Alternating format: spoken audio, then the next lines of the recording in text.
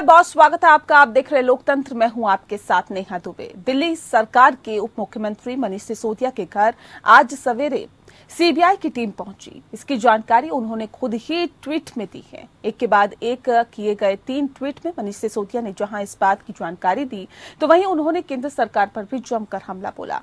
मनीष सिसोदिया ने अपने ट्वीट के जरिए कहा कि दिल्ली सरकार को शिक्षा और स्वास्थ्य क्षेत्र में अच्छे काम करने से रोका जा रहा है। अरविंद केजरीवाल सहित दूसरे विपक्षी दलों ने भी रेड पर सवाल उठाए, जबकि बीजेपी का कहना है कि कानून अपना काम कर रहा है। सीबीआई के अधिकारियों के मुताबिक कुल 21 जगहों पर सीबीआई की रेड हुई। एक रिपोर्ट देखें।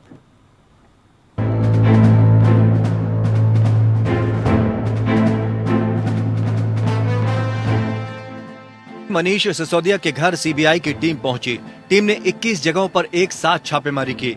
सूत्रों के मुताबिक सीबीआई ने जिन 21 ठिकानों पर छापेमारी की, दिल्ली के तत्कालीन आबकारी आयुक्त आरव गोपी कृष्ण का परिसर शामिल है।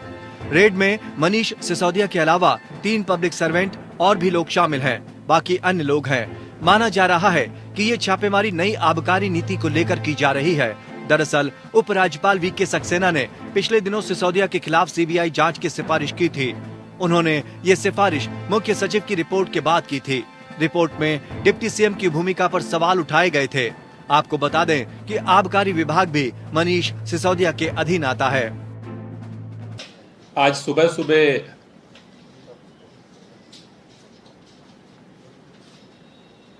दुनिया के सबसे महत्वपूर्ण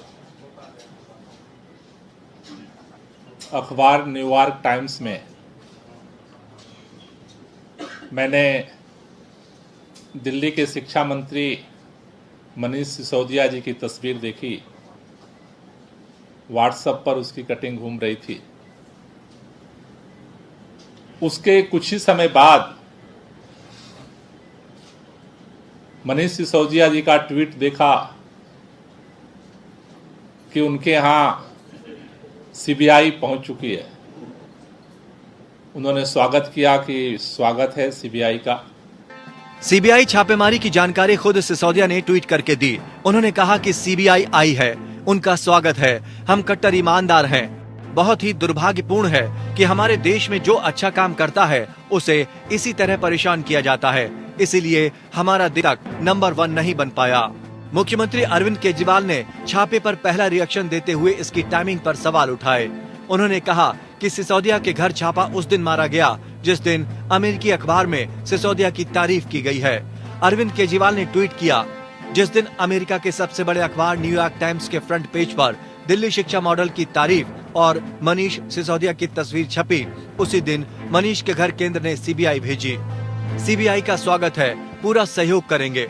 पहले भी कई जांच और छापे मारे गए, कुछ नहीं निकला, अब भी कुछ नहीं निकलेगा। केजरीवाल ने एक अन्य ट्वीट में कहा, दिल्ली के शिक्षा और स्वास्थ्य मॉडल की पूरी दुनिया चर्चा कर रही है।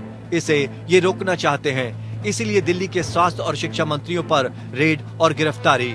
75 सालों में जिसने भी अच्छे काम करने की कोशिश की उसे रोका गया, इसीलिए भारत पीछे रह गया। दिल्ली के अच्छे कामों को रुकने नहीं देंगे। और किस चीज़ की आप बात करते हैं? कौन से शिक्षा मॉडल की बात करते हैं? कौन सी आप स्वास्थ्य मॉडल की बात करते हैं? एक स्कूल नहीं, एक नया कॉलेज नहीं, एक नया हॉस्पिटल नहीं, सिर्फ विज्ञापनों पे दिए। तो अब बारी है मनीष सिसोदिया जी अंदर जाएंगे। जब करोड़ों कमाए थे तब नहीं डर लग रहा था। अब जब सीबीआई आई है घर पे तो डर लग रहा है, हर तरीके से पैनिक हो रहे। तो सच्चाई सामने आ जाएगी पूरी दिल्ली की जनता के सामने। इससे पहले सिसोदिया ने एक अन्य ट्वीट में लिखा, ये लोग दिल्ली की शिक्षा और स्वास्थ्य के शानदार काम से परेशान हैं, इसीलिए दिल्ली के स्वास्थ्य मंत्री और शिक्षा मंत्री को पकड़ा है ताकि शिक्षा स्वास्थ्य के अच्छे काम रोके जा सकें। हम दोनों के ऊपर झूठे आरोप हैं, कोर्ट में सच सामने आ जाएगा। सिसोदिया ने ट्वीट करके कहा, हम सीबीआई का स्वागत करते हैं, जांच में पूरा सहयोग देंगे ताकि सच जल्द सामने आ सके। अभी तक मुझ पर कई केस किए लेकिन कुछ नहीं निकला, इसमें भी कुछ नहीं निकलेगा। देश में अच्छी शिक्षा के लिए मेरा काम रोका नहीं जा सकता। उन्होंने आगे कहा, ये लोग दिल्ली की शिक्षा और स्वास्थ्य के शानदार काम से परेशान हैं, इसीलिए दिल्ली के स्वास्थ्य मंत्री और शिक्षा मंत्री को पकड़ा है ताकि शिक्षा स्वास्थ्य के अच्छे काम रोके जा सकें। हम दोनों के ऊपर झूठे आरोप हैं, कोर्ट में सच सामने आ जाएगा। वहीं आम आदमी पार्टी के प्रवक्ता सौरभ भारद्वाज ने कहा कि गुजरात में 20,000 करोड़ की ड्रग्स पकड़ी गई, लेकिन कोई छापा नहीं मारा गया। छापेमारी का अरविंद केजरीवाल और विपक्ष से कोई लेना देना नहीं है। इसका भ्रष्टाचार से भी कोई लेना देना नहीं है। जब इंदिरा गांधी ने भी जुल्म किए थे तो कहा था कि सब कानून के मुताबिक है। सिसोदिया और केजरीवाल इतने बड़े लोग तो नहीं हुए हैं कि अमेरिका के अखबार में उनकी फोटो छपे। न्यूयॉर्क टाइम्स में आज तक मोदी की फोटो तारीफ के साथ नहीं छपी। आज कितनी भी बुराई हो समाज में, लेकिन इतना तो है कि आप अच्छा काम करें तो लोग तारीफ करते हैं। मनीष सिसोदिया हमारे दिल्ली सरकार के वो डिप्टी चीफ मिनिस्टर हैं, उनको इसीलिए टारगेट किया जा रहा है। अगर वो बीजेपी में होते, आरएसएस में होते, अगर उनके सामने साष्टांग प्रणाम करते, वो दूध के धुले हुए हो जाते। देखा जाए तो दिल्ली सरकार की शराब नीति, पंजाब के चुनाव, मुफ्त सुविधाएं और रोहिंग्या का मुद्दा दिल्ली और केंद्र सरकार के बीच टकराव के बिंदु रहे हैं। आपका आरोप है कि पंजाब में इस वर्ष हुए विधानसभा चुनाव में उसकी जीत के बाद बीजेपी ने उसके खिलाफ हमले बढ़ा दिए हैं। अबाल के बढ़ते कद से बीजेपी भयभीत है। आप सांसद राघव चड्ढा का कहना है कि पहले वे कहते थे कि मोदी वर्सेस कौन। पंजाब में हमारी जीत के बाद यही लोग कहें मोदी वर्सेस केजरीवाल। पीएम मोदी के देश में बढ़ रही रेवड़ी संस्कृति यानी मुफ्त सुविधाओं के ऐलान के संदर्भ को लेकर दिए गए बयान के बाद बीजेपी और आप के बीच आरोप प्रत्यारोप शुरू हो गया। पीएम के बयान के बाद केजरीवाल ने पलटवार कर था कि योजना उन लोगों के लाभ के लिए है जिन्हें मदद की जरूरत है और इस मुफ्त की रेवड़ी कहना गलत है। वहीं दोनों पार्टियों के बीच सबसे ज्यादा टकराव रोहिंग्या शरणार्थियों के मुद्दे पर हुआ है। केंद्रीय मंत्री हरदीप पुरी के रोहिंग्याओं के लिए फ्लैट देने संबंधी ट्वीट के बाद दोनों पार्टियों ने एक दूसरे पर आरोप लगाए हैं। Bureau report. तो मनीष सिसोदिया के घर पर छापेमारी हो रही है और ऐसे में आपको बता दें कि 21 जगहों पर सीबीआई की छापेमारी हो रही है। अब सवाल इस बात को लेकर है, क्या वाकई ये राजनीति से प्रेरित है या फिर सीबीआई अपना काम कर रही है? इस विषय पे आज हम तफसील से चर्चा करेंगे। खास मेहमान हमारे साथ मौजूद हैं, उनसे आपका परिचय करा देते हैं। इस वक्त हमारे साथ सूर्य मैथिल जी जुड़ गए हैं, नेता हैं भारतीय जनता पार्टी के। बहुत स्वागत है सूर्य जी आपका। रत्नाकर सिंह जी हमारे साथ जुड़ गए हैं, प्रवक्ता है कांग्रेस के। रत्नाकर जी बहुत स्वागत है आपका भी। रमेश श्रीवास्तव जी हमारे साथ जुड़ गए हैं, प्रवक्ता है आम आदमी पार्टी के। रमेश जी बहुत स्वागत है आपका। और साथ ही वीरेंद्र सिंह जी हमारे साथ जुड़ गए हैं, retired income tax chief commissioner है और साथ ही साथ एक्स डीआईजी सीबीआई भी हैं। आपका बहुत स्वागत है सर। इस खास कार्यक्रम की शुरुआत हम करते हैं रमेश जी आपके साथ, क्योंकि जाहिर तौर पर मनीष सिसोदिया के यहाँ पर लगातार छापेमारी हो रही है, सीबीआई की छापेमारी हुई है और ऐसे में 21 जगहों पर और छापेमारी हुई है। सवाल इस बात को लेकर कि आखिर क्यों आप लोगों को ऐसा लगता है कि देखिए राजनीति से प्रेरित है और केंद्र सरकार ये छापेमारी जानबूझकर करवा रही है? अभी तक सत्येंद्र जैन के खिलाफ सरकार कुछ अदालत में साबित कर पाई नहीं। तो मनीष भाई यहाँ रेट डाल करके वो यही तो कर रहे हैं कि राजनीतिक बदले की कार्रवाई है। आपने अभी जो पैकेज दिखाया उसके अंत में वो बात है जो मैं यहाँ शुरू में कहना चाहता था। असल मुद्दा है रोहिंग्याओं के घर को जो सुविधाएं देने का ऐलान हरदीप पुरी साहब ने किया कल, उससे जो शर्मिंदगी उठानी पड़ी भाजपा को, तो अब वो नरेटिव चेंज करना चाहते हैं कि मनीष भाई के यहाँ छापा डलवा दो। अभी तक कुछ हासिल नहीं हुआ। हमारे 34 विधायकों पर मुकदमे चले, दिल्ली पुलिस ने चलाए, 22 उसमें से बरी हुए और दिल्ली सरकार की फटकार खा के बरी हुई।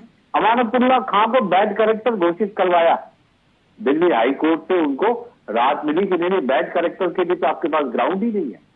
तो जो ये जांच एजेंसियां हैं इनका दुरुपयोग किया जा रहा है राजनीतिक बदले को भजाने के लिए। और इसके केंद्र में आने वाले गुजरात के चुनाव भी हैं, क्योंकि अभी नहीं ये लग रहा है वास्तव में कि इनको जो टक्कर देने वाली पार्टी है, जो युवा ऊर्जा से ओत-प्रोत पार्टी है, वो आम आदमी पार्टी है।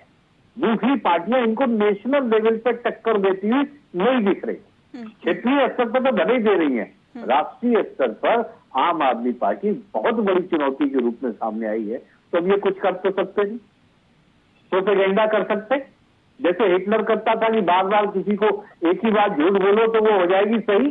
अब आप देखिए सुबह से क्या चला रहे हैं जी साहब, न्यूयॉर्क टाइम्स में जो खबर छपी है वो अनुचित प्रभाव में छपी है, खलीज टाइम्स में जो खबर छपी वो अनुचित प्रभाव में छपी है।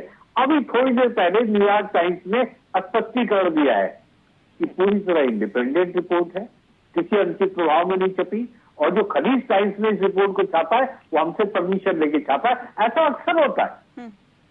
आप किसी मान लीजिए समाचार में कोई वीडियो दिखाते, आपके पास एक्सक्लूसिव वीडियो है, वो वीडियो क्या दूसरे चैनल नहीं दिखाते आपसे परमिशन लेके, तो ऐसा होता है।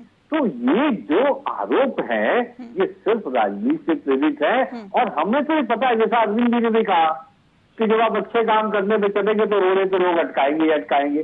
करवा लो रोड़े कितने काटो, लेकिन ये बात ध्यान रख ले भाजपाई, देश में चर्चा हमारी ही हो रही है, सारे मुद्दे अलग। आम आदमी ने ये कहा, आम आदमी पार्टी ने ये कहा, 130 करोड़ भारतीयों को एक करना है, देश को नंबर 1 बनाना है। मतलब अब बहस इसी के इर्द गिर्द केंद्रित होकर के रह गई है। तो हम अपने आप अपने कामों की वजह से चर्चा के केंद्र में, विचार सूर्य मैथिल जी, क्या आम आदमी पार्टी के बढ़ते कदमों को केंद्र सरकार रोकना चाहती है क्या? यही आप लोगों का एजेंडा है क्या कि अरविंद केजरीवाल से डर लगता है प्रधानमंत्री नरेंद्र मोदी को, इसीलिए केंद्रीय एजेंसियों का दुरुपयोग करने की कोशिश की जा रही है? ऐसे आरोप आप लोगों पे लग रहे हैं सर। धन्यवाद नेहा जी, पहले आपको और आपके सभी दर्शकों को और फेलो पैनलिस्ट को भारत माता की जय। देखिए, अभी मैं रमेश श्रीवास्तव जी की बातें सुन रहा था और सुन के मुझे हंसी आई। उन्होंने कहा कि राष्ट्रीय स्तर पर आम आदमी पार्टी चुनौती बन गई है भारतीय जनता पार्टी। तो वो आम आदमी पार्टी है जिसको उत्तर प्रदेश के चुनावों में नोटा से भी कम वोट मिले। ये वो आम आदमी पार्टी है जिसके अंदर उत्तराखंड में जितने भी इन्होंने उम्मीदवार लड़वाए सबकी जमानतें जब्त हो गई।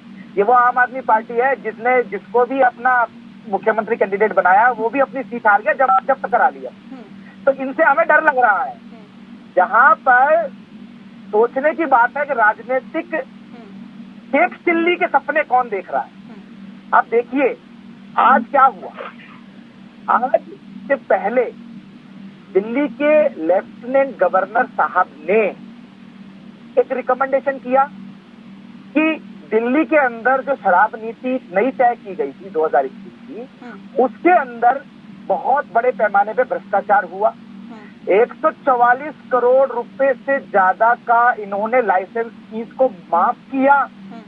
इसके अलावा 50 रुपए पर कार्टल, ये आप नोट कीजिए, 50 रुपए पर कार्टल, मतलब एक शराब की जो पेटी होती है उस पर 50 रुपए पर कार्टल, एक जो आपका विदेशी शराब होती है उसके पर कार्टल पे इन्होंने छूट दी।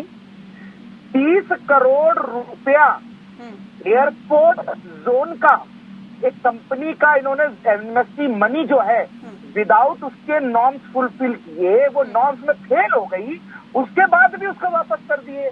और बहुत ही महत्वपूर्ण विषय कि दिल्ली के अंदर 3 कंपनियां, मंगूटा, इंडो स्पिरिट और खाओगली, इन 3 कंपनियों को दिल्ली के अंदर सबसे ज्यादा इन्होंने लाइसेंस दिए। इसमें से मंगूटा और खाओगली दोनों ही जो हैं वो ब्लैक लिस्टेड कंपनियां हैं।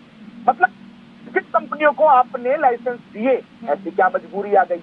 और महत्वपूर्ण बात कि आखिर ये दिल्ली के आपको क्या दिक्कत है सर, इससे आपको क्या दिक्कत है? लेकिन ये तो आरोप आप लोगों पे लग रहे हैं ना कि आप सीबीआई का, ईडी का गलत इस्तेमाल कर रहे हैं, दुरुपयोग कर रहे हैं। नेहा जी, मैं अपनी बात पूरी कर लूं फिर। ये सिर्फ आम आदमी पार्टी थोड़ी ना कह रही है, तो कांग्रेस भी कह रही है, ये पश्चिम बंगाल की तृणमूल कांग्रेस भी कहती है, ये सभी कह रही है, ये शिवसेना भी कह रही है, सभी लोग कह रहे हैं सर, सभी विपक्षी पार्टियां कह रही है कि आप लोग गलत इस्तेमाल कर रहे हैं। 20 सेकंड दे दीजिए ना सिर्फ। क्या कारण रहा कि दिल्ली के अंदर ऐसी क्या आपदापी हो गई कि शराब पीने की उम्र आपने कम कर दी, शराब पीने के घंटे आपने बढ़ा दिए और ड्राइविंग जो है वो कम कर दी है, मात्र 3 ड्राइवें कर दिए। दिल्ली के हर शहर के अंदर 4 से 6 के आपने शराब के खोलने की तैयारी कर ली, दिल्ली को शराब की नगरी बनाने की तैयारी कर ली। ये सीधा सीधा शराब माफिया के साथ इनके संबंधों पर दिखाता है कि दिल्ली के अंदर हर गली में शराब का ठेका खुलवाइए, दिल्ली के युवा को शराबी बनाइए। अब इसके ऊपर यदि रिकमेंडेशन हुआ जांच के लिए तो उसमें दर्द नहीं होना चाहिए। अगर उसने चोरी नहीं की, आप कहते हैं ना मैं कट्टर ईमानदार हूँ, तो डरते क्यों है भाई? ठीक है, अगर चोरी नहीं की, ठीक है, मैं रत्नाकर जी और वीरेंद्र जी का रुक कर उससे पहले जल्दी से जवाब दे दीजिए रमेश जी कि इतनी बौखलाहट क्यों? दूध का दूध और पानी का पानी होने दीजिए, छापे पड़ रही है तो जांच होने दीजिए, फिर इसमें दिक्कत क्यों? दिक्कत किसे है? दिक्कत तो बीजेपी को हो रही है। मैं देखिए कितनी शांति जवाब दे रहा हूँ। हाँ। और हमारे बीजेपी के मित्र का ब्लड प्रेशर हाई हो रहा है, चिल्ला रहा है। वो मनीष जी का सुबह का ट्वीट क्या है? हम सीबीआई का स्वागत कर रहे हैं और हम जांच में सहयोग करेंगे। ऐसे सत्येंद्र जैन ने भी स्वागत किया था। डर कहाँ है? आप देखिए, डर भाजपा को है कि अब उनकी पोल खुलेगी, क्योंकि सीबीआई साबित तो कर नहीं पाएगी। सबूत है, चाहे ईडी हो, चाहे सीबीआई हो, चाहे पुलिस लगा दे, जो लगाना हो लगा लो। सुनो, मोहब्बत पे जो पहरे लगाने हैं लगा लो। आशिक अपना टारगेट पूरा करके रहेगा, जो करना है कर लो। दिल वाले दुल्हनिया ले जाएंगे। हमारे भाजपा के मित्रों, अपनी बौखलाहट मत दिखाइए। सूरत में आप हार गए, लोकल बॉडी इलेक्शन में हमें वहाँ गजब का सपोर्ट मिल रहा है गुजरात में। समस्या के केंद्र में गुजरात है, क्योंकि मोदी जी को लग रहा है कि पहली बार उनके घर में उनको चुनौती देने वाला कोई वास्तव में पैदा हो गया है। पहली बार ऐसा लग रहा है। नोटा से इसलिए बौखलाहट है भाजपा वो की। कह रही हम चुनौती है हमारी। ठीक है रत्नाकर जी, क्या विपक्षी पार्टी की जो मेन विपक्षी पार्टी की जगह वो आम आदमी पार्टी लेती हुई दिखाई दे रही है क्या? यहाँ से भी आपका पत्ता कट गया? देखिए, ये तो बहुत कुछ दावे करते हैं और कहते हैं बहुत सारी चीजें, लेकिन जमीनी हकीकत क्या है वो जनता जानती है। बहुत हद तक मैं सूर्या भाई की बातों से सहमत हूँ कि नोटा से भी कम वोट पाए हैं। बहुत सारे जगह जमानत जब्त हो गए। आसाम में इनकी पार्टी खड़ी कर रहे थे, पूरी की पूरी आसाम की इनकी यूनिट जो है भारतीय जनता पार्टी में विलय कर जाती है। तो बहुत समय लगता है किसी भी पार्टी को खड़ा करने में और अपने विचारधारा को जन जन तक पहुंचाने में।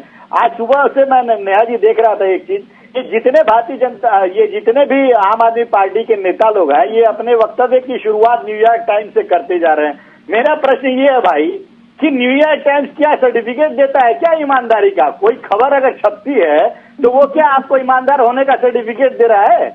अरे आप लोग अगर इतने ही ईमानदार थे तो आपने पुरानी आबकारी नीति को क्यों वापिस लाए? आपको अपनी नीति पे अडिग रहना चाहिए ना। कहीं न कहीं नेहा जी, ये पूरी जो है आबकारी नीति में घोटाला एकदम साफ रूप से देखा गया है। इसमें इन्होंने ब्लैक लिस्टेड कंपनियों को जो है वह ठेके दिए हैं। इन्होंने पिंक ठेके का इजाद तो किया। आप मानते हैं कि केंद्र सरकार सीबीआई का दुरुपयोग नहीं कर रही है, ये सही तरीके से जांच हो रही है, अब तो मानते हैं आप? देखिए, सीबीआई का सदुपयोग भी होता है। सीबीआई का सिर्फ दुरुपयोग नहीं होता। सीबीआई का सदुपयोग जो है कहीं ना कहीं, अगर आबकारी नीति में इतना बड़ा घोटाला हुआ है जो जग जाहिर है, जिसमें मैं बता दूं आपको, ये जो मैन्युफैक्चरर है वही होलसेलर है, वही रिटेलर है, जबकि ऐसा होता नहीं है कहीं। आपको बता दूं कि आवंटन में भी इन्होंने कार्टेलाइजेशन किया था। ये 5 कंपनियों में अगर इन्होंने एक संगठन बनाया कि किसको भी मिलेगा, लेकिन जो कमीशन रहेगा वो सबको जाएगा, तो इस तरह की तो चीजें सामने निकल के आई। तो इनका तो घोटाला तो सार्वजनिक हो गया है, जग जाहिर है। तभी तो इन्होंने पुरानी आबकारी नीति फिर से लेके आए, बैकफुट पे आ गए। तो सीबीआई जो काम कर रही है बिल्कुल सही काम। आम आदमी पार्टी, इसका भी हम जवाब लेंगे। और सवाल इस बात को लेकर भी, वीरेंद्र जी सबसे पहले मैं आपसे ले लेती हूँ इस पे सवाल, उसके बाद मैं रमेश जी का रुख करूंगी। अब सवाल इस बात को लेकर है, सीबीआई का दुरुपयोग और सीबीआई का सदुपयोग। सर, ये वाकई दबाव रहता है क्या? सीबीआई, ईडी जैसे भी सरकारी एजेंसियां होती है, केंद्र सरकार का कितना दबाव इस पर रहता है और ये कितने दबाव में काम करती है? मैं सीबीआई की ही बात करूंगा। यहाँ मैंने खुद 7 साल तक काम किया है, एसपी लेवल पर भी और डीआईजी लेवल पर भी, और बहुत बड़े बड़े केसेस की जांच की है। तो जहाँ तक दबाव का सवाल है, ये कहना सीबीआई के विरुद्ध अन्याय होगा अगर हम ये कहें कि उनका दुरुपयोग हो रहा है या उन्होंने किसी गलत मंशा से कोई एफआईआर दर्ज की है। जैसा इसी केस को ले लें, मैं उसमें तथ्यों में नहीं जाऊंगा, मैंने उसका एफआईआर भी नहीं देखा है, लेकिन आपको जो फैक्ट्स है जिसको कि बहुत ध्यान में देने की बात है वो ये है कि एक चीफ सेक्रेटरी कोई रिपोर्ट तैयार करते हैं, उसको लेफ्टिनेंट गवर्नर भी उसको एग्जामिन करते हैं, और मुझे लगता है उसको ज़रूर उन्होंने विधि विशेषज्ञों से भी राय जरूर लिया होगा, और उनको लगता है कि उसमें कुछ इस तरह के आरोप है जिसकी कि जांच होनी चाहिए, और आरोप शायद गंभीर लगे होंगे उनको, इसलिए उन्होंने उसको सीबीआई को भेज दिया है। और जब सीबीआई में कोई इस तरह की भी कंप्लेंट जाती है, वो किसी भी स्रोत से जाए, उसको वहाँ पर बहुत गहराई से उसका अध्ययन किया जाता है। ऐसा नहीं होता है कि कोई भी सीबीआई को किसी तरह का भी कोई कंप्लेंट भेज दे और उस पर वो तुरंत उस पर कोई एफआईआर दर्ज कर ले। वहाँ पर उसका जो लीगल डिवीज़न है वो भी एग्जामिन करते हैं, जो उसका एग्जीक्यूटिव डिवीज़न है, जो सुपरिटेंडेंट ऑफ पुलिस हैं, डीआईजी हैं, बहुत सारे लेवल पर। और सीबीआई एक ऐसा एक ऑर्गेनाइजेशन है जहाँ बहुत ही सिस्टमेटिक तरीके से, बहुत ही अच्छी तरह से उसमें काम होता है। और वहाँ एक क्राइम मैनुअल है, उसके मुताबिक सब लिखा हुआ है किस किस तरह से करना है। तो ये कह देना कि सीबीआई ने बिना किसी तथ्यों की जांच किए हुए उसको एफआईआर को दर्ज कर लिया, मुझे लगता है ये गलत होगा। और मैं किसी जो बहुत सारे राजनीतिक बयान है उस पर कोई टिप्पणी नहीं करना चाहूँगा, लेकिन मैं आपको और एक और बात बता दूं कि जब कोई भी एफआईआर दर्ज की जाती है, एफआईआर का मतलब ये नहीं होता है कि वो दोषी सिद्ध हो गए हैं। हाँ। ये एक तरह से सिर्फ एक स्टेटमेंट ऑफ एलिगेशन है कि इस तरह का गलत आपने किया है, उसकी जांच की जाती है और उसके साथ साक्ष्यों को इकट्ठा किया जाता है। उसके बाद अगर वो गलत होता है तो उनको छोड़ दिया जाता है, सही होता है तो फिर एक चार्जशीट दाखिल हो जाती है। और इसमें अगर उन लोगों को जिनके खिलाफ एफआईआर में इस तरह के एलिगेशन लगाए गए हैं कि उन्होंने कुछ गलत किया है और उनको लगता है कि वो बिल्कुल पाक साफ है, उन्होंने कोई गलती नहीं की है और सारा बिल्कुल ट्रांसपेरेंट तरीके से किया है और किसी भी तरह से किसी भी कानून का कोई उल्लंघन नहीं किया है, कोई क्रिमिनलिटी उसमें नहीं आती है, तो उनको हाई कोर्ट का रुख करना चाहिए। उसमें रिट फाइल करके उसको रद्द करने का वो वहाँ पे प्रेयर कर सकते हैं हाई कोर्ट के सामने, वहाँ पे अपनी एप्लीकेशन दाखिल कर सकते हैं, रिट पिटीशन दाखिल कर सकते हैं।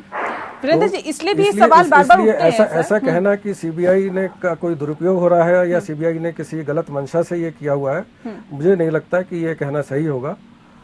बिल्कुल वीरेंद्र सर, इसलिए भी बार बार सवाल उठते हैं क्योंकि कोर्ट ने भी उन्हें केंद्र सरकार के पिंजरे का तोता कह दिया था। आपको याद होगा वो स्टेटमेंट जब कोर्ट ने कहा था कि पिंजरे के तोते की तरह काम करती है सीबीआई। तो इसलिए भी ये सवाल उठते हैं, इसलिए भी राजनीतिक पार्टियां बार बार सवाल उठाती हैं। अब सवाल इस बात को लेकर है, क्या वाकई इतना दबाव रहता है या फिर उस तरह से काम करती है सीबीआई, या फिर थोड़ा बहुत भी प्रेशर रहता है क्या सरकार की तरफ से? देखिए, इसमें मैं ये बता दूं, जहां तक पिंजड़े का तोता कहने का सवाल है, वो किसी एक विशेष केस के बारे में, उसमें जब सुप्रीम कोर्ट के सामने इस तरह के तथ्य आए और उनको लगा कि कहीं ना कहीं से दबाव है, तो शायद ये कहा गया होगा। लेकिन जहां तक दबाव का सवाल है, कोई भी संस्था उन लोगों से जानी जाती है जो उस संस्था को उस समय हेड कर रहे होते हैं। बिल्कुल। और जहां तक दबाव का सवाल है, कोई अनड्यू प्रेशर है, गलत तरीके का दबाव है, मुझे लगता है ये कहना उचित नहीं होगा। ये तो बहुत निर्भर करता है उस व्यक्ति पर जो उस समय उस संस्था का सर्वोच्च पद पर बैठा हुआ है, या उसके नीचे वाले भी जब उन पर दबाव डाला जाता है। और अगर ये कह देना कि उन्होंने किसी दबाव के तहत कोई काम किया है, गलत काम किया है, मुझे नहीं लगता वो सही है, क्योंकि ये उस व्यक्ति की कमजोरी को दर्शाता है, उस अधिकारी की कमजोरी को दर्शाता है। और ये बहुत ही एक अधिकारी स्पेसिफिक कह सकते हैं उसको, क्योंकि आपको कोई भी तब तक दबाव नहीं डाल सकता है जब तक आप अपने आप को दबाव डालने के लिए अलाउ ना करें, है ना। तो ये कह देना कि किसी ने दबाव में मेरे से ये काम करा लिया, मुझे नहीं लगता कि ये सही है। वो उसका जो है सही आकलन नहीं है। और जहाँ तक मैं अभी बहुत सारा मैं सुन रहा था कि किसी एक क्षेत्र में किसी व्यक्ति ने बहुत अच्छा काम किया है और इसलिए ये गलत है कि उनके खिलाफ कोई किसी तरह की जांच की जाए। ये भी मुझे लगता है, अगर इसको आप लीगल तरीके से देखें, विधि पूर्वक तरीके से देखें, तो ये लीगली मान्य नहीं है। क्योंकि एक जगह अच्छा काम हो सकता है, उसकी तारीफ होनी चाहिए, लेकिन अगर कहीं पर कुछ गलती की है, क्रिमिनलिटी की है, आप मसलन ये मान लें कि एक अधिकारी एक बहुत अच्छा काम करता है और उसको बहुत, उसमें हो सकता है बहुत प्रशंसा पत्र भी मिल जाएं, बहुत इनाम भी मिल जाएं, हो सकता है सरकार से बहुत मेडल भी मिल जाएं। और ऐसे बहुत सारे केसेज पहले रहे हैं कि उनको राष्ट्रपति पुरस्कार मिले हैं, पुलिस मेडल मिले हुए हैं, या दूसरे विभागों में भी। लेकिन उसी के साथ अगर वो व्यक्ति किसी भ्रष्टाचार में लिप्त हो जाता है, तो ये उसका कोई डिफेंस नहीं हो सकता कि मैंने तो बहुत अच्छा काम किया है इसलिए मुझे छूट मिल जाना चाहिए भ्रष्टाचार करने का और मेरे खिलाफ कोई जांच नहीं होना चाहिए। तो मुझे लगता है ये तर्क शायद विधि संगत नहीं है। पर एजेंसी पर सवाल उठा देते हैं, आप कहते हैं कि देखिए ईडी है तो गलत तरीके से जांच कर रखी है या फिर बेवजह परेशान कर रखी है। सर अगर कुछ है ही नहीं, कहीं घोटाला नहीं हुआ, तो फिर दिक्कत कैसी? सीबीआई छापे मारती है तब भी आप यही कहते हैं कि देखिए गलत तरीके से छापेमारी की जा रही है, केंद्र सरकार के इशारों पर की जा रही है। सर कुछ गलत नहीं था तो फिर बैकफुट पर क्यों आए? क्यों एक बार फिर से पुरानी आबकारी नीति को लागू किया? अब कुछ बातें बता दूं मैं। जैसा कहा जा रहा है कि सीबीआई इंडिपेंडेंट है, भाई कानूनी रूप से आप देखें दिल्ली पुलिस एस्टेब्लिशमेंट एक्ट के प्रावधानों के अनुसार सीबीआई कानूनी रूप से है इंडिपेंडेंट, लेकिन व्यवहारिक रूप से देखिए कि आखिर सीबीआई रिपोर्ट किसको करती है? क्या वो गृह मंत्री जी को रिपोर्ट नहीं करती? तो आखिर नहीं, तो सर अरविंद केजरीवाल को रिपोर्ट की जाए क्या? किसको रिपोर्ट की जाए बताइए ना। नहीं, वो केंद्रीय एजेंसी है। हाँ। मैं जो बात कर रहा हूँ, जो वो डिफेंड कर रहे थे साहब हमारे जो हैं, मैं समझ सकता हूँ कि वो इतने वर्षों तक उस संस्थान में काम कर चुके हैं, तो वो कभी भी उसकी आलोचना नहीं करेंगे। लेकिन मेरा कहना ये है कि कई मामले ऐसे होते हैं जिसमें सीबीआई या ईडी कोई कार्रवाई करती है, तो वो भाजपा में शामिल हो जाते हैं और सीबीआई और ईडी की कार्रवाई कहाँ गई पता नहीं चला। पश्चिम बंगाल इसका उदाहरण है। नहीं, अभी रत्नाकर जी कह रहे थे कि देखिए न्यूयॉर्क टाइम्स में अगर सर्टिफिकेट दे दिया तो ईमानदारी का सर्टिफिकेट दे दिया क्या? अगर वहां खबर छप गई तो आप ईमानदार हो गए क्या? ऐसा तय हो गया कि आपने घोटाले नहीं किए? न्यूयॉर्क टाइम्स ने जो किया है वो ये कि उसकी शिक्षा क्रांति को सफल बताते हुए रिपोर्ट दी है। अब सरकार, जो केंद्र सरकार है, वो यही तो चाहती है कि हमारे द्वारा किए जा रहे अच्छे कामों पे किसी तरह अड़ंगा लगाया जा सके। तो जो व्यक्ति इन अच्छे कामों को कर रहा है उसको किसी तरह से दबाव में दो। नहीं, अभी आपने वीरेंद्र जी को सुना, उन्होंने कहा कि देखिए आपने अच्छा काम किया होगा, उसकी सराहना भी होती है, उसकी तारीफ भी होती है और सब करते हैं, विदेशों तक होती है। लेकिन आपने घोटाला नहीं किया, इसके लिए सर जांच तो होने दीजिए। इसके लिए आप कैसे कह देंगे कि केंद्र सरकार के इशारों पे एजेंसी काम कर रही है? मैडम एक बात बताइए, एक तर्क जरा मुझे बताइएगा।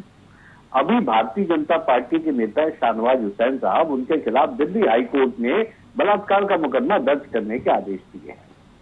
अब कोई और भी कह सकता है कि शाहनवाज जी जब आपने ऐसा गलत काम किया नहीं तो होने दीजिए जांच।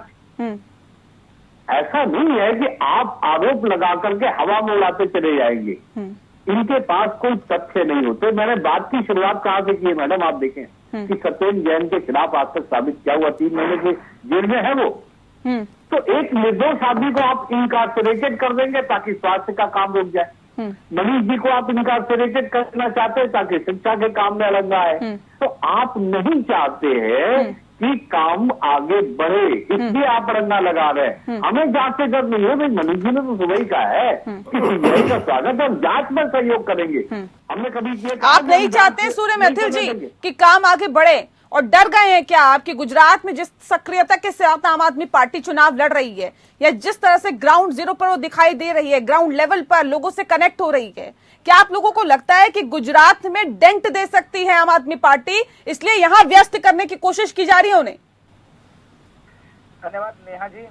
और थोड़ा सा मैं इनके ना वर्ल्ड क्लास शिक्षा मॉडल के बारे में थोड़ी सी जानकारी है, जिसके लिए लिखा गया है न्यूयॉर्क टाइम्स में। उनको ये शायद जानकारी नहीं है, या तो न्यूयॉर्क टाइम्स को जानकारी नहीं है, या इन्होंने जो पैसे देके छपवाया है आर्टिकल, उस आर्टिकल वाले को जानकारी नहीं है। 700 से ज्यादा स्कूलों में दिल्ली के साइंस की पढ़ाई नहीं होती। ये स्किल इंडिया कहाँ से लाएंगे?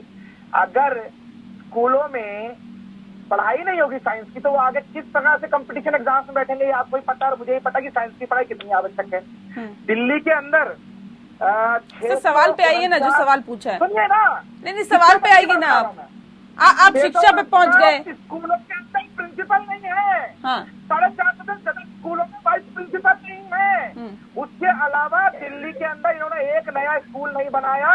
12,000 कमरों को रंग रोगन कर दिया।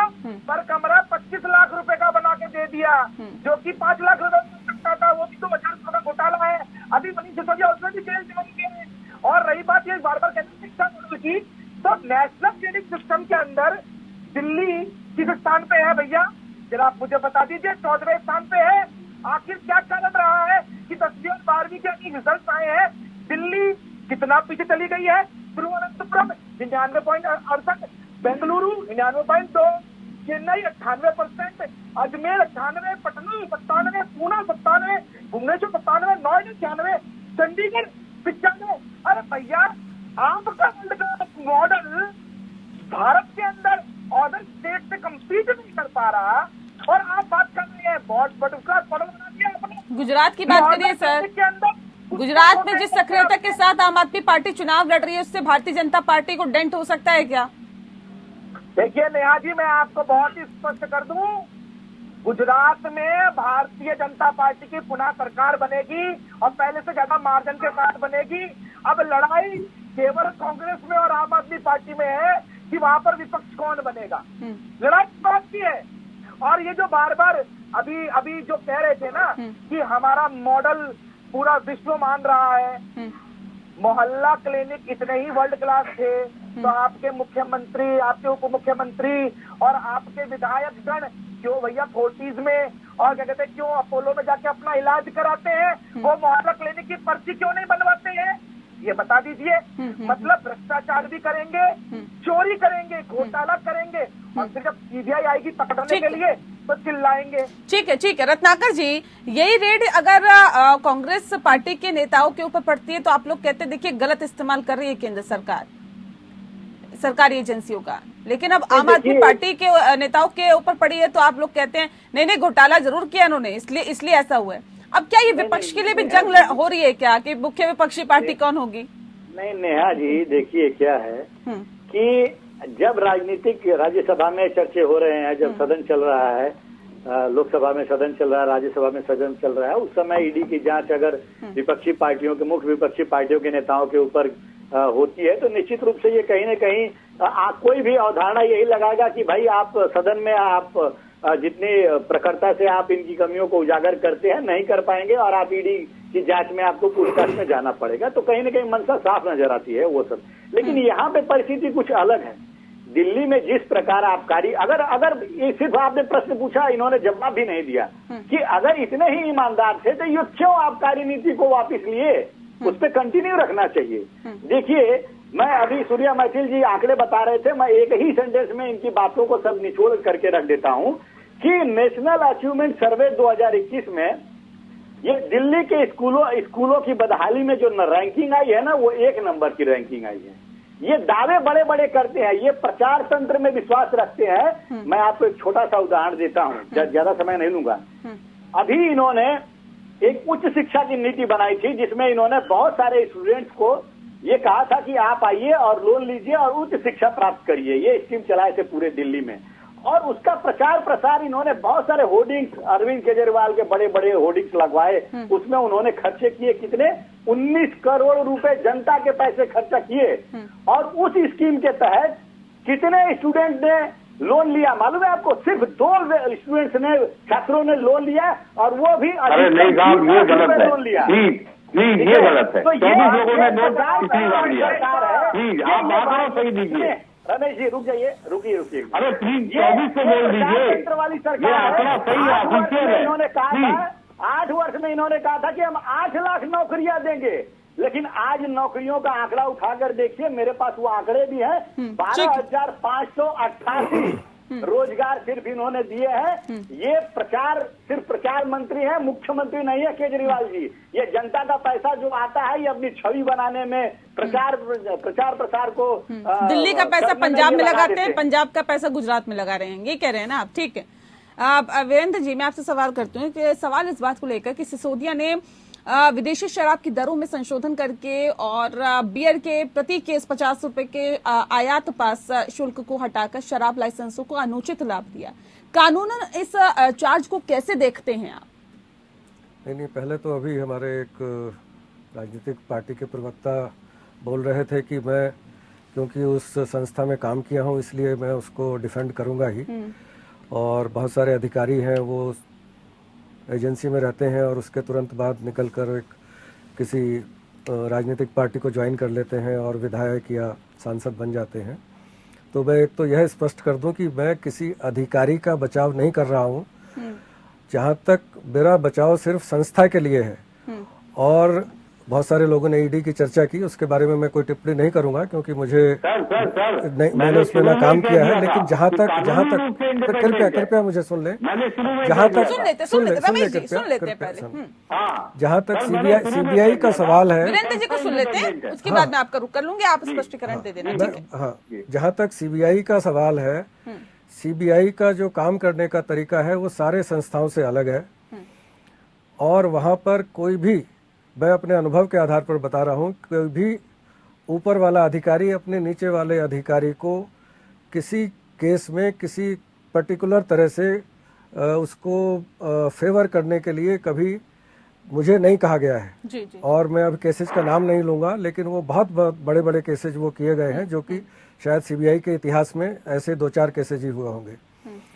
और दूसरा ये कि कोई भी संस्था उन लोगों से जानी जाती है, उन अधिकारियों से जो उस समय रहते हैं। अब किसी समय पर उसको पिंजड़े का तोता कहा गया होगा, उसके बारे में मैं टिप्पणी नहीं करूंगा, लेकिन कोई भी व्यक्ति आज जो सीबीआई के अधिकारी हैं उनके बारे में इस तरह का कोई भी आरोप नहीं लगा सकता है, कोई उस पर प्रश्न चिन्ह नहीं लगा सकता है। तो हमें ये मान लेना चाहिए कि वो बिल्कुल विधि संगत तरीके से काम कर रहे हैं और बहुत ही फेयर तरीके से काम कर रहे हैं। और इसलिए मैंने कहा कि अगर किसी भी आरोपी को ऐसा लगता है कि उनके ऊपर गलत तरीके से कोई एफआईआर दर्ज कर दिया गया है और नहीं होना चाहिए, और उनके खिलाफ कोई क्रिमिनल केस नहीं बनता है, जांच का भी केस नहीं बनता है बिल्कुल भी, तो उनको उसको चैलेंज करना चाहिए हमारी अदालतों में। हम हर जगह बात करते हैं कि हमें अदालतों पे भरोसा है और law will takes its own course, लेकिन हम उन्हीं अदालतों में जाने से डरते हैं। बिल्कुल। क्यों? तो ये एक बहुत बड़ा सवाल है इसमें। और जहाँ तक, क्योंकि इस केस के फैक्ट्स मुझे बहुत डिटेल में जानकारी नहीं है, इसलिए उस पर टिप्पणी करना ठीक नहीं होगा, क्योंकि जब इन्वेस्टिगेशन होता है तो उसमें बहुत छोटे छोटे बिंदु हैं जो बहुत ही जरूरी होते हैं उनका इन्वेस्टिगेशन करना, उनकी जांच करना, और उसके बाद ही किसी निर्णय पर पहुंचा जा सकता है। मेरा सिर्फ ये कहना है कि अगर किसी भी आरोपी को ऐसा लगता है कि उनके साथ जाति हो रही है, उनका नाम बदनाम करने के लिए कोई एफआईआर दर्ज की गई है, उनके खिलाफ किसी भी तरह का जांच का भी केस नहीं बनता है, तो उनको अदालत का रुख करना चाहिए बजाय इसके, क्योंकि उसको टीवी चैनल पर डिबेट करके या प्रेस कॉन्फ्रेंस करके या उसको किसी तरह के राजनीतिक मंशाओं से जोड़ने से उसका हल नहीं निकलेगा। क्योंकि वो जो है उसके साक्ष्य इकट्ठे करने होंगे, उसके तथ्य इकट्ठे करने होंगे, और उसको उसी के आधार पर उसको डिफेंड किया जा सकता है। उसको इस तरह से डिफेंड नहीं किया जा सकता कि कोई पार्टी कहीं पर इलेक्शन लड़ने वाली है या नहीं लड़ने वाली है। जहां तक उस एक एफआईआर का सवाल है, उस एलिगेशंस का सवाल है, उनको तो उसी एलिगेशन का जवाब देना होगा कि वो क्यों गलत है, कानूनन भी फैक्चुअल भी, वो जवाब उनको देना चाहिए उसमें। ठीक है रमेश जी, सीधा सा सवाल मेरा आपसे है, ऐसा सवाल इस बात को लेकर जिस बात का जिक्र अभी वीरेंद्र जी कर रहे थे, कह रहे अगर आपको लगता है कि हमारे खिलाफ जांच भी नहीं होनी चाहिए तो जाइए ना कोर्ट जाने से किसने रोका है सर? हमने कहा है कि जांच नहीं होनी चाहिए। हम तो खुद कह रहे सुबह से कि जांच में हम सहयोग करेंगे, और जहां तक अदालत जाने वाली बात है, अदालत तो जाएंगे। तो फिर ऑब्जेक्शन क्यों? फिर आप लोगों को क्यों ऐसा लगता है केंद्र सरकार की तरफ से किया जा रहा है? ये सवाल पूछा आपने कि ये कानून की अदालतों में उलझा करके जनता की अदालत में हमारा सामना नहीं करना चाहते। डर तो यही है ना कि जनता की अदालत में आम आदमी पार्टी वालों का सामना ना करना पड़े, क्योंकि जनता की अदालत में सामना हुआ तो ये गए, उतार पर हैं। और अभी कह रहे थे ना कि ये हमारी जमानत जब्त हो रही, कोई बात नहीं, 1984 में आप भी 2 थे साहब, आज आप बढ़ गए तो समय लगता है, कोई बात नहीं, लेकिन ये तो बिल्कुल पक्का है, ये तो पक्का है कि हम भारत की सबसे तेजी से बढ़ती हुई। सर आप यहाँ पे जांच हो, सीबीआई जांच करे तो आपको विश्वास नहीं, कोर्ट आप जाना नहीं चाहते, बिल्कुल जाएंगे कोर्ट और सामना करेंगे। मैंने तो बात की शुरुआत में भी कहा कि हमारे 34 विधायकों पे मुकदमा हुआ जिसमें से 22 बरी हुए, अदालतों ने उसको उनको बरी किया है और किसी ने बरी नहीं किया है। कहीं ना कहीं डर तो है ना सर, जिस बात का जिक्र भी रत्नाकर जी भी कर रहे थे कि नई आबकारी नीति में घोटाले हुए इसलिए पुरानी आबकारी नीति लागू की गई, फिर एलजी पर आप लोग ठीक रखोड़ देते हैं कि देखिए 4 बार उन्होंने पढ़ा, उसके बाद हमने इसको फाइनल किया। एक सेंटेंस बोलूंगा, इसके पहले के जो आंदोलन एलजी साहब थे उन्होंने शिमलू कमेटी बनाई, 400 फाइलें हमारे सचिवालय से ले गए, एक कागज गलत नहीं हुआ, एक कागज, सबकी जांच हुई। हमने जांच का लोग कहा दिया, जांच हुई, आराम से हुई, एक कागज गलत नहीं साबित करता है। तो जितनी जांच करनी है कर लो। जांच की थी क्या? एक मुकाबला जनता की अदालत में भी होगा लोकतंत्र में। इमरजेंसी के दौरान जनता पार्टी के जिन नेताओं को जेल में डाला गया था, क्या वो अपराधी थे? इमरजेंसी के बाद निकले और इंदिरा जी का पत्ता साफ हो गया राजनीति के। 2.5 साल बाद उनकी सरकार गिर गई और दोबारा सत्ता में आ गई इंदिरा जी, बात अलग है। लेकिन आपने किसी पे मुकदमा कर दिया, किसी को जेल में डाल दिया, इसका मतलब वो अपराधी नहीं हो जाता। याद रखिएगा, जनता की अदालत में आप हमारे सामने हमेशा सिर झुका के खड़े होने वाले हैं। ठीक है वीरेंद्र जी, सिसोदिया ने कथित तौर पर एलजी की मंजूरी के बिना आबकारी नीति में बदलाव किए, जैसे कि रुपए की छूट की अनुमति देना। क्या प्रथम दृष्टया केस बनता है? अगर हम प्रथम दृष्टया केस की बात करें तो क्या इसमें? देखिए, इसको प्रथम दृष्टया केस नहीं कह सकते, जो एफआईआर है उसको प्राथमिकी कहा जाता है। जी। और वो होता है कि एलिगेशन, किसी पर कोई लगता है, आरोप है कि इसकी जांच होनी चाहिए, और वो जांच होने के बाद ही पता लगता है कि वो फिर केस भी बनता है कि नहीं बनता है। तो ये तो बिल्कुल एफआईआर वाला स्टेज है। लेफ्टिनेंट गवर्नर को उसको लगा होगा देखने के बाद कि ये एक इस तरह का मसला है जिसकी जांच होना जरूरी है, और जांच होने के बाद ही ये पता लग सकता है कि जो उनको संशय है, जो डाउट होता है, जो लगता है कि ये गलत किया गया है और किस किस कानून का उल्लंघन किया गया है, किस इंस्ट्रक्शन का उल्लंघन किया गया है, और वो किस मंशा से किया गया है, और उसमें उन लोगों को जिनको नई नीति के तहत ठेके दिए गए या दिया गया, उनको कोई फायदा हुआ क्या, अनड्यू फायदा जिसको हम बोलते हैं कि जो अनड्यू फायदा हुआ है उनको कुछ, वो हुआ है क्या, और जो इसमें लोग शामिल थे नीति को बनाने में, उसको इम्प्लीमेंट करने में, उनका क्या रोल है उसमें, उनको भी कुछ फायदा हुआ है क्या उससे गलत तरीके से। तो ये सारे पहलू हैं जो कि जांच में सामने आ सकते हैं। इसलिए उसको ये कहना कि ये जांच किसी दुर्भावना के तहत की जा रही है, मुझे नहीं लगता कि ये ठीक होगा। और जहाँ तक अगर किसी को भी ऐसा लगता है, किसी भी आरोपी को, कि जांच बहुत धीमी गति से चल रही है या कोई अधिकारी इस जांच को कुछ गलत दिशा में ले जाने की कोशिश कर रहा है, तो भी वो अदालत का दरवाज़ा खटखटा सकते हैं कि आप इसको मॉनिटर करना शुरू कीजिए, आप इसको एक टाइम फ्रेम दे दीजिए कि इस तरह से इसको जल्दी से कंप्लीट करें। तो ऐसा नहीं है कि उनको पूरी तरह से खुली छूट है, वो कुछ भी कर सकते हैं। और इसके साथ साथ जो भी साक्ष्य वो इकट्ठा करते हैं, सीबीआई हो या कोई दूसरा इन्वेस्टिगेटिंग एजेंसी हो, उस सबको कोर्ट के सामने रखा जाता है, अदालत के सामने, और उसके बाद ही उसका एक फाइनल नतीजा आता है। ठीक है तो प्रक्रिया हमारी बहुत फेरबदल किया जा सकता है जिससे कि पैसा शराब ठेकों से सीधे नेताओं की जेब में जाए? देखिए, ये सब तो सवाल ऐसे हैं, ये तो जो जांच में ही पता लग सकता है कि गया है या नहीं गया है, तो इस पे कोई भी टिप्पणी करना ठीक नहीं होगा। ठीक है। एक टाइमिंग पे बहुत सवाल यहाँ पे खड़े हो रहे हैं। सूर्य मैथिल जी, टाइमिंग को लेकर सवाल खड़े हो रहे हैं। अरविंद केजरीवाल कह रहे हैं, देखिए उस टाइमिंग पर इन्होंने रेड मरवाई है जब प्रशंसा हुई है अरविंद केजरीवाल की सरकार की, जब विभागों की प्रशंसा हुई है उसी टाइमिंग पर रेड करवाई गई है। नेहा जी, दो चीजें होती हैं पत्रकारिता में जब लिखा जाता है कुछ अखबार में, तो एक होता है एडिटोरियल, और एक जो है ना ये न्यूयॉर्क टाइम्स और खलील टाइम्स वाला, ये है एडओटोरियल। ये पैसे के द्वारा मैनिपुलेटेड प्राइवेट स्कूल्स की फोटो लगाकर जो ये एडिटोरियल लिखवाया गया है ना, इसको देख रही है, देश देख रहा है, जनता देख रही है, वो सब समझती है कि जो चीज न्यूयॉर्क टाइम्स में छपी वही सेम चीज, वही सेम अक्षर, वही सेम भाषा और वही सेम फोटो और वही सेम लेखक खलील टाइम्स में भी है, खलील टाइम्स यूएई के अंदर। तो ये तो अरविंद केजरीवाल जी भारत के पहले ऐसे मुख्यमंत्री हैं जो दिल्ली की जनता के टैक्सपेयर, दिल्ली के टैक्सपेयर्स के पैसे से पूरे विश्व में एडिटोरियल चला रहे हैं। और अभी जो ये कह रहे थे ना कि वक्त आने दीजिए, हम ये कर देंगे, हम वो कर देंगे, वक्त आने वाला है। आपने जितने घोटाले किए हैं वो धीरे धीरे पाप घड़ा आपका भर गया है। अगर ऐसी ही बात थी तो आखिर क्या कारण है कि कोर्ट में आपके सत्येंद्र जैन जी ने लगातार कई बार जमानत की अर्जी दी है। जमानत की अर्जी देने के बाद उनकी जमानत की अर्जी बार बार खारिज हुई।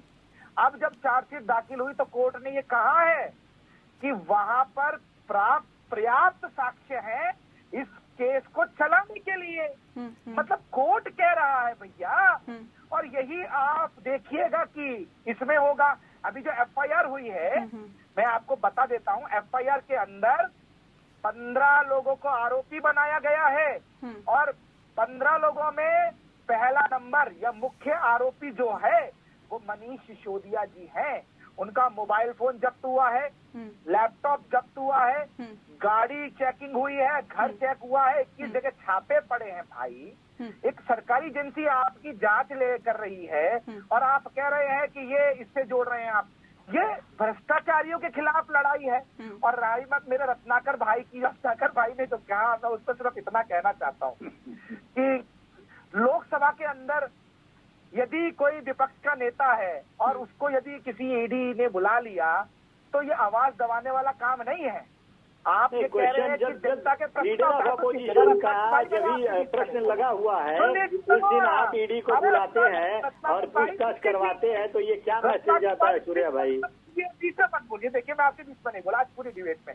आपको मेरे सदैव शिकायत रही है कि मैं आपके बीच में बोलता हूँ। मैं आज ठीक है, मुद्दे पर रहिए, भाई के बीच में नहीं बोलूंगा। असलियत में आप देश का पैसा कब खराब करते हैं? जब आप महात्मा गांधी जी की प्रतिमा के नीचे बैठकर लोकतंत्र के मंदिर में 50 घंटे तक धरना ठीक है, आप मुद्दे से हट के बोल रहे हैं सर। ठीक है रत्नाकर जी, इस विषय पर आपके सुर बदले हुए क्यों हैं? यहाँ पे तो एक सुर में विपक्षी पार्टियां आवाज उठा रही है कि देखिए राजनीति से प्रेरित है छापेमारी जो आम आदमी पार्टी के ऊपर की जा रही है। 21 जगहों पे छापेमारी की गई है, डिप्टी सीएम के आवास पे छापेमारी की गई, तो ये तो राजनीति से प्रेरित है। तमाम विपक्षी पार्टी एक सुर से आवाज उठा रही है, लेकिन अब सवाल ये कि कांग्रेस पार्टी के सुर अलग क्यों है इस वक्त? देखिए नेहा जी, ये बिल्कुल जब अगर किसी ने इस तरह से किया है, आप कार्यनीति में घोटाला किया है और साक्ष्य जो सामने आए हैं, तो निश्चित रूप से उसे प्रश्न उठाना तो लाजमी है ना। कांग्रेस पार्टी पर प्रश्न उठाएगी ही। और कोई भी, मैंने कहा नहीं, वजह ये भी है क्या सर, जहाँ पे आपकी सरकार थी वहाँ पर ही कहीं ना कहीं ये आम आदमी पार्टी का झंडा बुलंद कर रहे हैं। दिल्ली में पहले आपको हटा दिया, फिर पंजाब में हटा दिया, गुजरात में भी डेंट दे रहे हैं, तो आपको दे रहे हैं अभी तक जो सर्वे हुआ। सुन लीजिए नेहा जी, 1984 में भारतीय जनता पार्टी के 2 सीट थे और अभी जाके 300 पार हुए हैं। लेकिन अरविंद केजरीवाल जी अति महत्वाकांक्षी व्यक्ति हैं। वो कुछ सालों में ही सपना, मुंगेरी लाल का सपना देख रहे हैं कि प्रधानमंत्री बन जाएंगे। ये वही अरविंद केजरीवाल है जो अभी कह रहे थे ना भाई साहब कि आरोप लगे हैं। ये सत्ता में आने से पहले रोज एक प्रेस कॉन्फ्रेंस करते थे और झूठे आरोप लाके मीडिया के सामने दिखाते थे और कहते थे कि देखिए जी ये घोटाला हुआ है, वो घोटाला हुआ है, यहाँ हुआ है, वहाँ हुआ है। रोज मीडिया में आते थे, कहते थे जी। अभी क्या हो गया? अभी इनके ऊपर जब आरोप लगा, जब साक्ष्य मिले, जब सीबीआई की जांच हो रही है, जब एफआईआर दर्ज हो गया, तो ये कह रहे हैं कि अभी तो आरोप लगाए गए हैं। तो कहीं ना कहीं यही लोग अपनी बातों को गलत साबित कर रहे हैं। और रही बात दूसरी कि ये इनके 2 स्वास्थ्य मंत्री, चाहे पंजाब के हो चाहे दिल्ली के हो, देखिए अभी जेल में है दोनों लोग। अगर अरविंद केजरीवाल विजय सिंगला बाहर आ गए भाई साहब। हेलो जी, कौन बाहर आ गया अभी? फिर पंजाब वाले विजय सिंगला बाहर आ गए, मतलब वो साफ हो गए, वो भूल गए, उनका वो अभी पवित्र हो गए। हाँ, आप ही की सरकार ने उनको बर्खास्त किया और अभी आप उनकी वकालत कर रहे हैं कि बाहर आ गए भाई। वो तो नहीं, आप गलत दे रहे हैं ना। चलिए, उपलब्धि मिल गई उन्हें। मैं आपको और इतिहास में पहला उदाहरण है किसी सरकार ने अपनी कार्रवाई की, सबूत है, कोर्ट ने कहा। तो आप जो है पकड़े गए हैं हर जगह से। आप इधर ठीक है सर, क्योंकि मैं आप कार्यक्रम के आखिरी पड़ाव में हूँ, मेरे पास वक्त की कमी है। एक छोटा सा सवाल मेरा वीरेंद्र जी से है और उसके बाद समाप्ति करेंगे इस खास कार्यक्रम की। सर, ये सीबीआई, ईडी जैसे सरकारी एजेंसियों पर सवाल उठाना, ये उसकी विश्वसनीयता पर जो सवाल उठाया जाता है, ये कितना गंभीर है लोकतंत्र के लिए कि आप एक सरकारी एजेंसी जो स्वतंत्र होकर काम करती है, जो निष्पक्ष होकर काम करती है, उसे भी राजनीति से प्रेरित बता दिया जाता है कि ये भी राजनीति से प्रेरित है? देखिए, इसमें मैं बड़ा स्पष्ट रूप से कहना चाहूँगा कि कोई भी सरकारी एजेंसी, उसके जो अधिकारी हैं, जो उसके उच्च पदों पर बैठे हुए हैं, उनको हमेशा ये ख्याल रखना चाहिए कि इस तरह का कोई भी धारणा जनता के मन में ना बने। जहाँ तक सीबीआई का सवाल है, मैं आपको याद दिलाना चाहूँगा, आप देखिए बहुत सारी, चाहे वो राजनीतिक पार्टियाँ हों, राजनेता हों, किसी भी पार्टी के या दूसरे लोग, समय समय पर आप देखेंगे कि जब उनके विरोधी के खिलाफ कुछ कार्रवाई होती है तो कहते हैं बड़ा अच्छा हुआ है, उनके किसी अपने पार्टी की होती है तो उस पर सवाल उठाते हैं। लेकिन इसके साथ बहुत महत्वपूर्ण बात है ध्यान देने की, आप देखें वही लोग जो आज उस पर सवाल उठा रहे होंगे, उसकी निष्पक्षता पर, उसकी जो क्षमता है, उसकी जो कार्यशैली है उस पर, लेकिन अगर कोई इस तरह का कहीं बहुत बड़ी घटना हो जाती है, कुछ हो जाती है, तो वही लोग मांग करते हैं कि इस केस को सीबीआई को सौंप दिया जाए, सीबीआई इंक्वायरी कर दी जाए। हमें जो स्थानीय पुलिस है उस पर भरोसा नहीं है, जो दूसरा विजिलेंस ऑर्गेनाइजेशन है उस पर भरोसा नहीं है। तो इस सब से एक बात तो स्पष्ट हो जाती है कि ये सब कहने के बावजूद किन्हीं कारणों से समय समय पर लोग बहुत सारे, उसकी वजह हो सकती है कि उसका निंदा करते हैं, उस पर प्रश्न चिन्ह उठाते हैं। लेकिन इस सब के बावजूद आज भी सीबीआई ही एक ऐसी संस्था है जिसकी निष्पक्षता पर लोगों को अभी भी बहुत भरोसा है और ये भरोसा कायम रहना चाहिए। और ये जो सीबीआई के जो भी अधिकारी हैं, उनके ऊपर ये बहुत बड़ी जिम्मेदारी आ जाती है कि इसको कायम रखें।